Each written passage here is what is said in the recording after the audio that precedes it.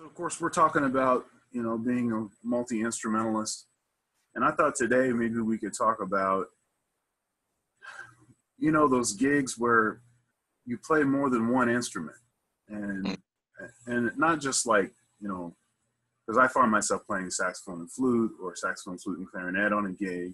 Yeah. But especially when they're like different kinds of instruments. So, Yeah.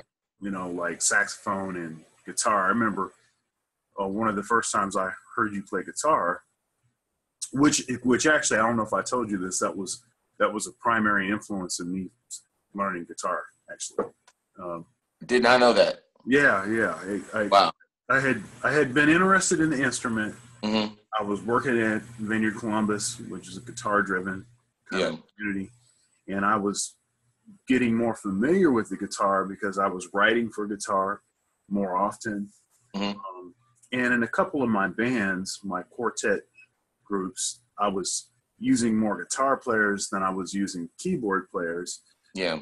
And so I was kind of, my head was kind of that way. But when I saw you play, I was like, yeah. And part of it was because you were playing guitar, but then you had the saxophone there too. Mm-hmm. And I just I saw myself, even in a quartet setting, like maybe I'll hire a keyboard player instead of a guitar player, and then maybe I play some guitar in the gig, Yeah. So I kind of saw a way to kind of get myself into more guitar playing by using kind of existing situations. And then, of course, working at the church, I saw that it would be a real valid thing for me to research. Mm-hmm. And the best way for me to research is hands-on. That's just the way that I operate. I mean, I can do it intellectually. I can think about stuff. Sure. But it's just better to just, okay, let's start, cutting my teeth on this and seeing what's happening. Mm-hmm. But, so I thought maybe we could talk about playing, different kind of instruments on the same gig, like maybe some thought process behind that. Yeah. Maybe stuff like, how do you channel different stuff when you pick up the other instrument? Yeah. Is there like some prep or some, like, how do you think about that? What are you thinking about? Maybe some of the logistics associated with it, all that. Yeah. Well, I think it's what people don't realize, and what you did hit on, is that it really is, at least for me, and it sounds like from what you're saying to you, there are different personalities within these instruments. Like, it's easier for me if I'm doing a gig where I'm doing sax and flute or sax and trumpet or like a horn thing, but to go from a horn instrument to a rhythm section instrument, it's a personality shift for me. Like even when I go from like keyboard to bass, which doesn't really happen on gigs, but there's been times where I've been on keyboards and they're like, oh man, the bass player didn't come. Could you play bass? And so I'll go to bass and maybe someone else can play keyboard. And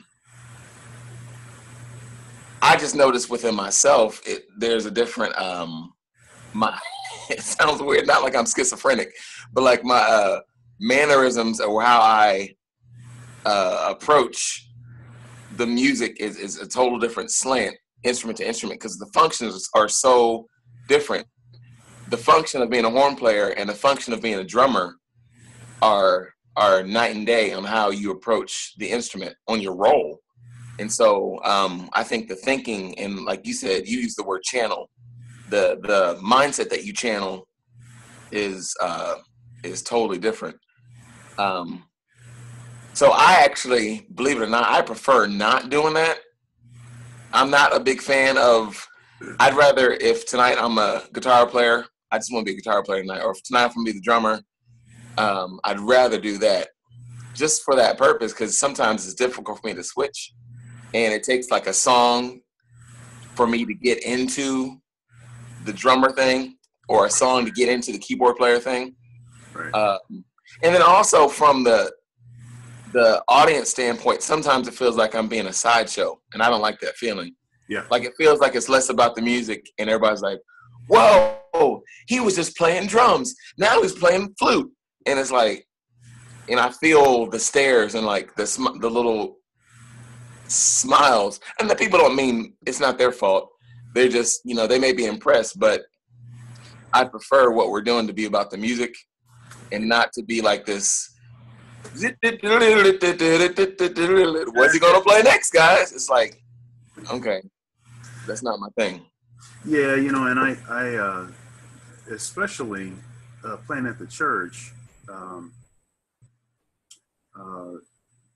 towards the end, when I was playing guitar and keyboard, and I'd have a saxophone and flute there, and we were playing about 4 or 5 songs, and I was a utility guy, and I was just basically covering parts. But I always remember some of the comments that I didn't enjoy were I'd rather people be paying attention to the content rather than the logistics. Yeah. And when you're switching a lot and you're doing a lot of stuff, then the kinds of comments, and folks mean well, but they tend to be more about like, I can't believe that you can do X, Y, and Z. But then it's like, but what about what I played? Yeah. Did that actually communicate to you something, or was it just that you were just enamored by the fact that somebody can play more than one instrument? Right. And so I'm totally with that. In some situations, though, I can't control that, and I have to do it. And I know you've been in the same situation. Yeah. Like I said, first time I saw you play guitar, you were actually playing guitar and saxophone. And it's like you just kind of, you do it in the modern world. I'm thinking in modern music industry, I'm thinking it's probably going to become more that way, just because, especially to play certain kind of gigs, tends to be like less money. Yeah. And if you need to do X, Y, and Z, and that's one of the reasons why you have bands playing with like production sequences. Yeah. String sections and percussion loops and all like that. It used to be that was a real orchestra. A real, auxiliary percussionist. And it used to be that, all of those extra synth parts that are getting tracked now, it used to be that was another keyboard player. But now I don't got to pay one. Right. So now it's, if you want to be able to do certain kinds of things, you got to be willing to do whatever. And yes, I prefer to, like in my Perfect Storm band, I play saxophone, flute, but then I play about half the time I play keyboard. That band is a 5-piece band. And so we have background. So there's a singer in the band. We have a bunch of background vocals tracked, percussion sequences, orchestral sequences, horn section stuff. And so sometimes there's a horn section and I'm playing saxophone in the horn section. Sometimes, depending on what it is, we have a few instrumental selections. And so I tend to play either horn or flute on those. But then a lot of the tunes where there's a singer, I'm playing keyboard. It's just like it's a utility. I mean, we got to have somebody that's doing certain things. And I think it would be a little weird to have like a keyboard sort of leading a song, but you have a keyboard player, on the stage. So you have to make decisions about that kind of stuff. And although this is somewhat of a different context and doesn't require the same kind of sort of personality flexibility. We won't say schizophrenic. We'll say flexibility. So we'll edit that out. That's right. So it requires that kind. It doesn't require the same amount, but playing musicals, that's kind of first where I was really utilizing the ability to play multiple instruments and channel something different and, be able to get a pure sound, the first note, Yeah. So going back and forth between, I remember musicals where I was playing tenor saxophone, soprano saxophone, clarinet, piccolo, alto flute, or I played I played with the CJO quite a bit, and that's not in the musicals, like a musical, but for those shows, this could have been 3 or 4 shows ago, but one show I played baritone saxophone, bass clarinet, piccolo, flute, and alto saxophone. So, wow. like all of this stuff, right? And so, there's not a lot of time to switch, and a lot of the switching is like right in the middle of the part. You're right. You have like 2 bars to get the pure flute sound going after you've been playing, bass clarinet or something. And so being able to like go back and forth and trying to, now it's not the same issue as far as like what the role is, like what role I'm serving. Although sometimes the writing lines up with different parts in the band. So if I'm playing baritone saxophone or bass clarinet, a lot of time I'm tracking with the bass trombone, which is tracking with the bass player. So I'm not serving of the bass function. If I'm playing flute, I'm probably playing some kind of melodic something. Yeah. Or maybe a supporting role where I'm, maybe playing some whole notes or something. Maybe one of the other saxophone players is playing clarinet, and so the band is trying to channel more of an orchestral kind of woodwind kind of thing. So that serves a different kinds of purpose, So there is some of that, but still, it's not really the same as like if I picked up a guitar after that, because the physics are so different. Yeah. Guitar. Now I've noticed in I want you to talk about this. I've noticed that, and you sort of said this, but especially for me, going from like saxophone to guitar, it's not just the mental shift, like now I'm a guitar player, but like physically. Yeah. It just like takes a while to to be able to do, like my hands don't feel good until like after a song is over. Yeah. It's like, well, wait a minute, but I only needed that for one song. Now I got to switch to this other thing. Right. Now that I'm warmed up, to put it down. So I want you to talk. I want you to talk about that a little bit. Well, yeah, the physicality, changes. I think some things are very obvious, like from flute to drum set. I mean, I'm using it's a totally different. Flute are very different. I mean, it's micro muscles in my lips, in my fingers, obviously. Drums is a little more, I think, micro. Help me out. What word am I trying to say? Well, yeah, no, larger muscle groups. You know what I'm saying? Yeah. You're cool. Micro. That's cool. Okay. Yeah. Cool. So anyway, it's just a different thing, different coordination. Now I think in general, you get everything when you practiced to a point of muscle memory where it's not like, what am I holding? What is this? It's not like that type of thing. But switching from one to the other does bring this type of it's like an adjustment period. And I think to your question, for me, it may not be as much of a physicality thing as it is what I said before, more of like a role thing. Right.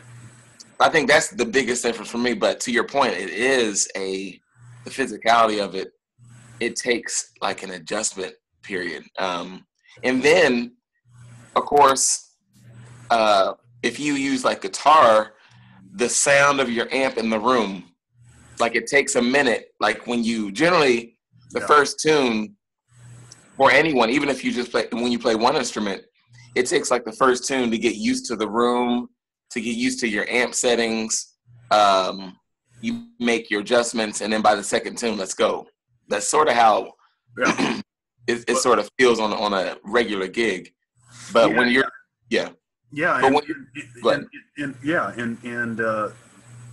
I mean, if you're smart, your set list will accommodate that. Right. The first song that you play isn't like the most ridiculous thing. Mm-hmm. You do that until maybe third or fourth song, and you kind of try to ramp up a little bit in the beginning. That first song, first two songs, you're still getting comfortable, but you don't get if you're switching every song or something. Right. Yeah. And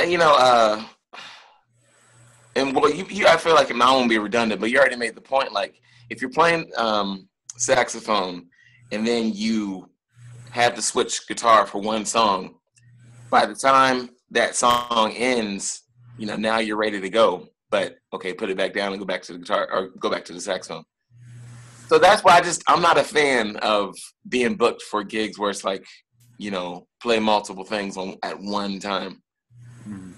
That's not my preference. There's a guy that plays with I don't know his name, but he plays with Satriani, and he plays keyboard and guitar. Mm-hmm.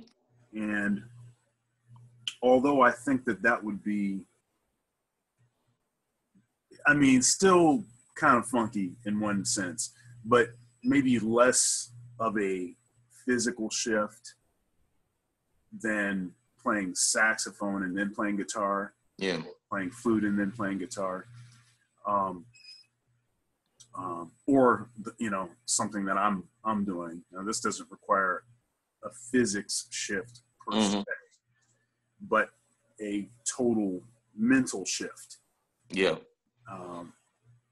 So at where I serve now, Second Baptist,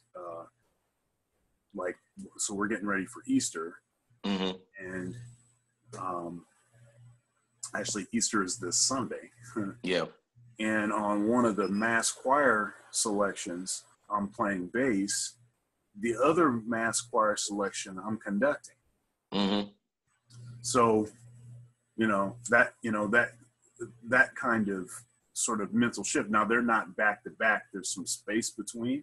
Right. Because of the flow of the service. Mm-hmm. But you have to have, another thing, and, we didn't even really mention this, but you have to be playing with the right guys, with the right musicians, to be able to accommodate that sort of thing, and for it to not come off, just not effective. Like, because, the band is going to play. Now, we've got a great organist at the church. Mm-hmm. So when I'm not playing bass, the organ is going to switch to playing bass. Yeah. So it's okay. It works out. You're right. But you have to have the right folks, and they have to kind of know what to expect, and you had to kind of work this out. I think just kind of springing something on folks is probably not the best thing to do. Mm-hmm. They should at least have like a frame of reference, because hopefully they play differently. Yeah. You're serving in a different capacity. They should play differently because, you're doing something different now. It shouldn't just, okay, I'm just, hey, this is what I do on this gig. It shouldn't be that. It should be some flexibility with what's going on. Yeah. Otherwise it does kind of come off like a sideshow. I think it accentuates that reality. Yeah. You the band to sort of disguise that's going on. And I feel like it's a personal thing too, because I feel like when I was younger, in my late teens and early 20s, I may have been in a different headspace with my pride, and I think I enjoyed the check out what I'm doing now. And I think I know the older I've gotten, it's more and more I'd rather not attracting attention is not my goal. Yeah, you know what I'm saying? Well, the attention at least for me, Mm-hmm. The attention that I would prefer is like the attention where somebody comes up after the gig and they says, "Hey man, you know, I really dug like what you were playing on, you know, this particular thing. Like break that down for me. So what are you thinking about? Like what are you thinking about on like this turnaround here? Because you were getting something there. You know, that's the stuff that I prefer. Not like, you know, well, how many more instruments can you play? Or what instruments don't you play? What don't you play? Oh, yeah, I know. You know, that whole thing. And it's like, yeah. And it's actually the same reason why, you know, 95% of the time when people ask me what I play, I just sing saxophone. Yeah. I play saxophone. You know, because, you know, I honestly, I don't really want to have the conversation. I don't want to say, well, you know, I play guitar and saxophone, bass, and I play flute, internet, and, you know, play keyboard. And they ask you what you play, and you say, well, you got time? yeah. So I don't want to do that because it's less about the music. Yeah. You know, and now it's more about like the physics of generating music through these other, you know, instruments, which is, well, that's more of a science question than it is like music. Yeah. So yeah, I'm with you on that. And then I think, you know, I remember in one of our conversations, I called you, this was, oh man, this is a long time ago. This was like, this had to have been about 8 years ago, 9 years ago. I think you were still, let's see, where were you living? I think you just moved to Nashville. Okay.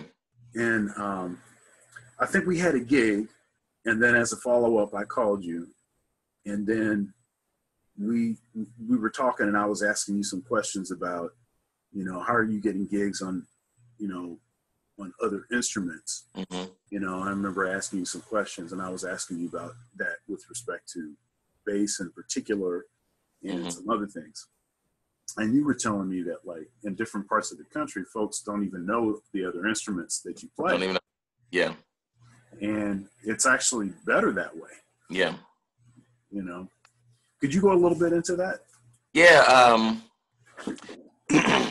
Well, I noticed in different cities, every city has cliques. But when I was living in Nashville, I noticed there were a lot of cliques, and some people consider that a negative thing. I consider it a positive thing because in my mind, that means there's a lot of cliques to get into. So in some cliques in Nashville, my first year in Nashville, I only played drums. No one even knew I played anything else. And I was cool with that. And then I played keyboard or played organ at a church. And then people in that church clique started knowing me as, oh, he's a keyboard player, he's an organist. So, and that worked for me. So I was still able to work in these different cliques, and, you know, it helped income for that to happen. But, you know, there was a blues singer out of another part of the country that got her touring band out of Nashville. And I was playing drums for her, but she was a keyboard player. And I played for her probably almost 2 years. We did we toured for about 2 years. And then towards the end, we were in like a green room that had a piano. And I wish I never did this, but I sat down and I started playing piano. And sometimes people can get threatened when you play their instrument. Right.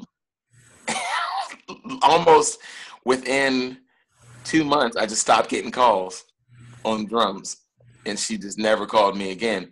And so, I mean, so there's also the personalities of other people that you're working with. Some people aren't accepting, especially when you play their instrument. Right. I don't know. Some people just get offended, and some people I don't mention. Like, there are drummers that I don't mention what I'm doing on drums. I don't mention who I'm touring with on drums. They want me to be just a saxophone player, or they want me to be just a keyboard player. So my conversations with them, to keep the peace and to get through all that other stuff, I don't even mention Oh man, this weekend I just played drums for. I don't mention that. It's just like I talk about my keyboard life, and it's so weird. But I think it's wisdom when you're dealing with certain people who you realize aren't supportive of all that you do. Maybe, yeah. Yeah, and that in that principle, that's not just living in working as a multi-instrumentalist. Yeah. That's just a life principle. Because, I find the same situation, even, not even dealing with music, Mm-hmm. dealing with,